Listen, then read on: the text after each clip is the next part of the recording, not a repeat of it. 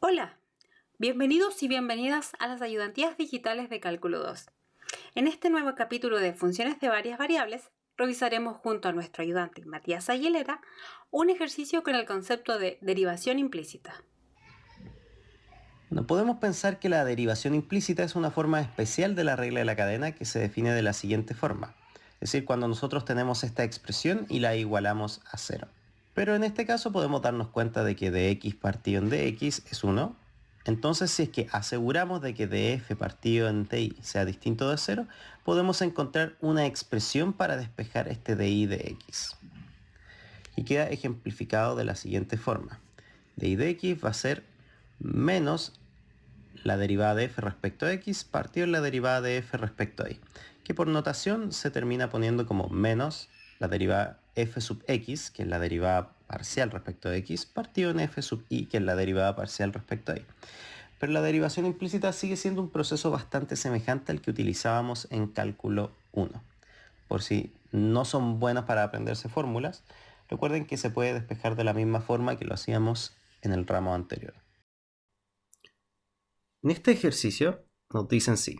Z es una función de x e y, donde x es r al cubo más seno de s, e y es 4r por s cuadrado, determine d cuadrado z con respecto a r y de z. La segunda derivada de z respecto a s y respecto a r. Lo primero que hay que entender de este ejercicio es que tanto x como y son funciones de r y de s. Por lo tanto, si yo produjera un pequeño cambio en r, esto se va a traducir también en pequeños cambios en x y un pequeño cambio en y. De la misma forma, un pequeño cambio en s también debiese traducirse en un pequeño cambio en x y un pequeño cambio en y.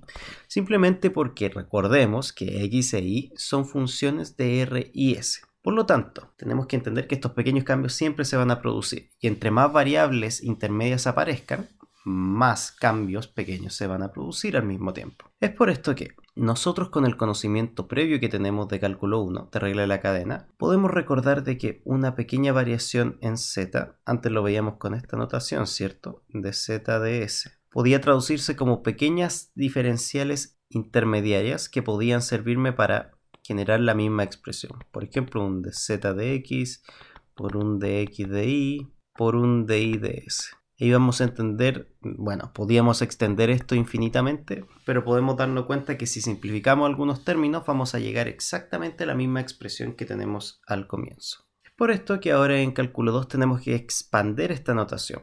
Nosotros no conocemos cómo cambia z respecto a r y s directamente, por lo tanto tenemos que encontrar variables intermedias que nos sirvan para llegar al mismo resultado.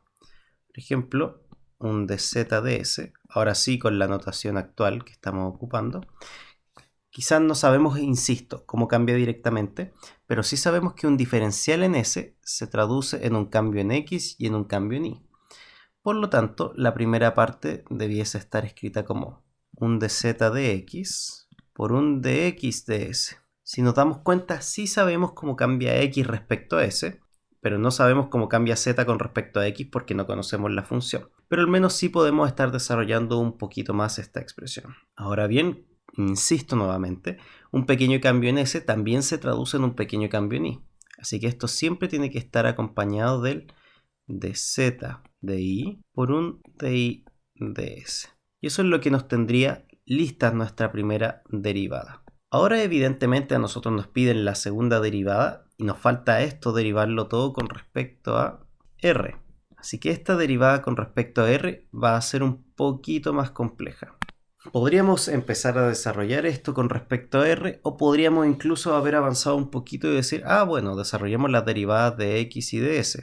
Recordemos que esto será un dz de x y el dx de s va a estar acompañado por un coseno de s. Y que esto vamos a tener nuestro dz de y acompañado por nuestro dy de s, que sería un 8rs. Ya esto es lo que tenemos que derivar con respecto a r. Entonces, si nos damos cuenta, al derivar con respecto a r nos va a quedar nuestra derivada que estamos buscando, la segunda derivada de z respecto a r y respecto a s. Pero aquí puede complejizarse un poquito la notación porque en verdad, entre tanto término, se suele complicar un poco. Dz de x por coseno de S más derivada respecto a R de z de i por 8rs. No nos olvidemos de las reglas de derivación más importantes. Recuerden que siempre podemos tener variables que nos hagan aparecer reglas del cociente, reglas del producto. Y en este caso tenemos que respetarlos de igual forma que en todo lo que ya hemos hecho con anterioridad. Entonces empecemos a derivar. La derivada respecto a de z de x. Recordemos que un cambio en r también se va a traducir en un cambio en x y en y. Por lo tanto, tenemos que derivarlo de la misma forma. Y así como inicialmente nos aparecieron dos términos, desde el de z de x debiesen aparecernos dos términos nuevos más. Ahora bien, aquí no tengo otra función de r porque recuerden que solo tengo un coseno de s. Por lo tanto, lo que nos va a quedar sería algo de la forma coseno de s. Y vamos a dejar expresado esto, aún no lo vamos a desarrollar, para que se entienda a la perfección.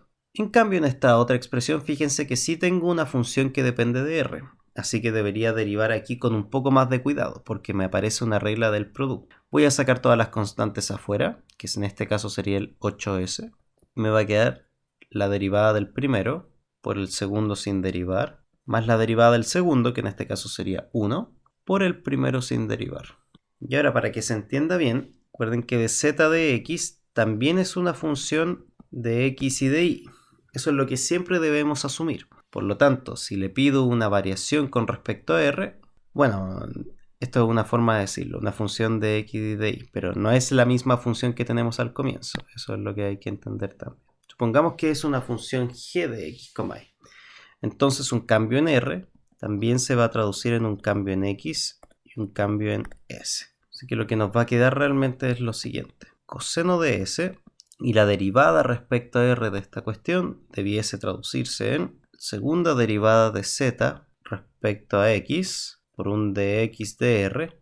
Fíjense que si voy cancelando mentalmente algunos términos intermedios, por ejemplo si cancelara los de x en este caso, volvería a tener la expresión original y aquí tendría que agregarle nuevamente la segunda derivada de z, pero me va a aparecer ahora la derivada cruzada de y de x por de y de r. Y esto es a lo que me refería con que siempre nos aparecen a pares, ¿ya? Una derivada con respecto a s al comienzo nos hizo aparecer dos términos y ahora una derivada respecto a r nos hizo aparecer dos términos más. Y aquí al otro lado voy a tener un 8s y vamos a desarrollar también. Fíjense que tenemos un r también, no se nos vaya a olvidar. Entonces sería segunda derivada de z respecto a y por di de r por r más segunda derivada de z respecto de x de y por dx de r por r más nuestro de z de i que teníamos ahí sin olvidarlo. Entonces ahora recordemos cuáles eran las funciones que definían estas dos, de x de r, que era r al cubo más seno de s, e y que eran 4rs cuadrado. 4rs al cuadrado. Por lo tanto, agregamos estos términos que nos faltan, lo que nos llevaría al resultado final, coseno de s, factor de segunda derivada respecto a z, segunda derivada de z respecto a x por dx de r, que sería 3r cuadrado, más la segunda derivada de y de x por di de r, que sería 4s cuadrado, más 8s, factor de segunda derivada de z respecto a y cuadrado por di de r, que en este caso sería 4s cuadrado por r, 4rs cuadrado, más la segunda derivada de esta misma expresión de x de y por la derivada de x de r, 3r cuadrado por r, va a ser 3r al cubo, más el de z de i que teníamos al comienzo. Y con esto estaría finalizado nuestro ejercicio.